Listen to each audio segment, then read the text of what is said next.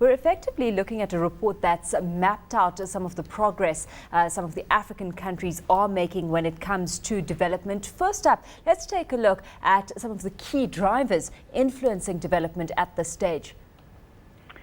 Well, this report, which does focus on a number of African countries, it also includes some non-African countries too, really has sort of messages about four key drivers behind development progress.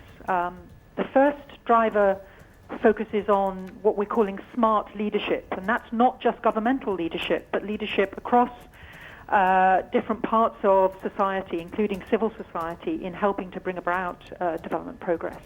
The second is a focus on smart policies, and this is not just a simple recipe book of policies, but policies that have been applied in strategic and effective ways to support long-run development. The third area is smart institutions, and there's been a lot of talk about the role of institutions in development recently, but this report really gets at the heart of what kind of institutional change is needed to sustain progress in human well-being. Mm-hmm. And finally, the fourth driver is essentially smart friends or smart partners. And in this area, we note the importance of effective development assistance, but we also go well beyond that to look at a range of partnerships, including with the private sector, that have been really pivotal in supporting development progress. Of course, news that hit over the weekend here in South Africa is that we've had our own President Jacob Zuma launching Africa's biggest trade-free bloc, and that aimed at enhancing cooperation between the 26 African nations. Is that something that falls under the category of having and developing smart friends? I think that's exactly right. I mean, I think the ability to bring sort of strong neighborhood relationships and to support, in this case, strong intra-Africa trade, I think would come squarely under the category of smart friends.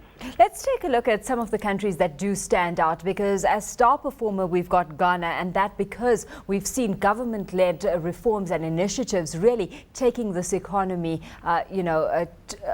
beyond the economic growth that anyone had anticipated.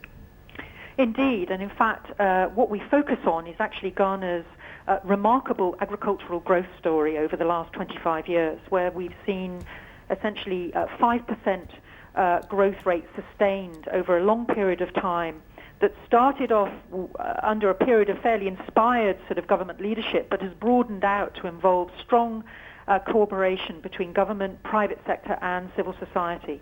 Mm-hmm. Ethiopia, in the meantime, stands out as the surprise performer. So let's take a look at some of the factors that gets it that ranking.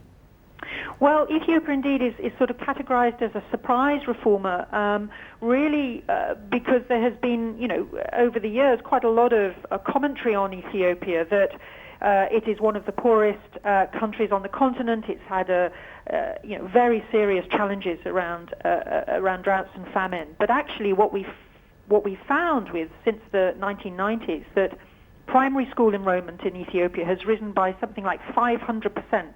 And now 15.5 million kids are in school in Ethiopia, which is a remarkable success story. And it is through a combination of consistent leadership, political leadership and support for human development, a willingness to engage productively and constructively with external donors, and also the willingness to put in place a strong institutional basis for sustaining primary school enrollment over the long term. And this really is a surprising story against a backdrop which looks a lot more pessimistic. Well, of course, many of the critics out there would say, we are looking at a country that's coming off a low base. So where that focus is on speed of recovery, just how sustainable is the kind of growth we are seeing filter through? Yeah, I think that's a fair point. And actually, one of the things we've tried to do in this piece of research is actually to sort of try and unpack what we mean by progress as carefully as possible, and not to make too many broad statements about positive change unless we feel that there are strong sustainers. And if we feel those sustainers of progress aren't there, then we make a clear statement around that. I think in Ethiopia there is undoubtedly a challenge moving forward. This is progress from a relatively low base, but at the same time we shouldn't in some way be negative about the progress that they have made, and also the fact that they're wanting to continue to support that progress over the long term.